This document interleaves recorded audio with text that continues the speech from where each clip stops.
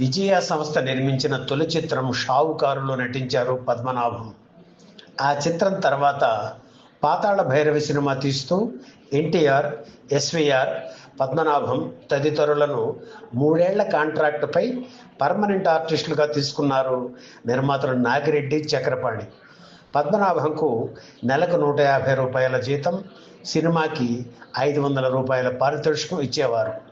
ఆ సినిమాలో ఎస్వీఆర్ మాంత్రికుడిగా నటిస్తే అతని శిష్యుడు సదాజపుగా పద్మనాభం నటించారు.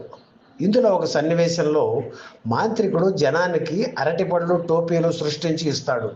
ముందుగా అందరికీ టోపీలు పెట్టి తాళ్లతో వాటిని పైకి లాగారు.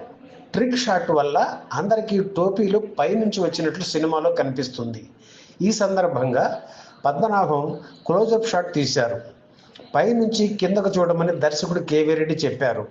అర్థం కాక ఎందుకు అలా చూడాలని పద్మనాభం అడగడంతో కేవీ రెడ్డికి కోపం వచ్చి నోరు మూసుకొని చెప్పింది చెయ్యి అని అరిచేశారు.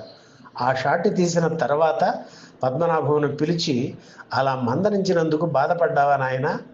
పైనుంచి అందరి తలల మీదకు టోపీలు వస్తాయి కనుక ఆశ్చర్యంగా పైనుంచి కిందకు చూడమన్నా అని చెప్పారు. That is KV Reddy.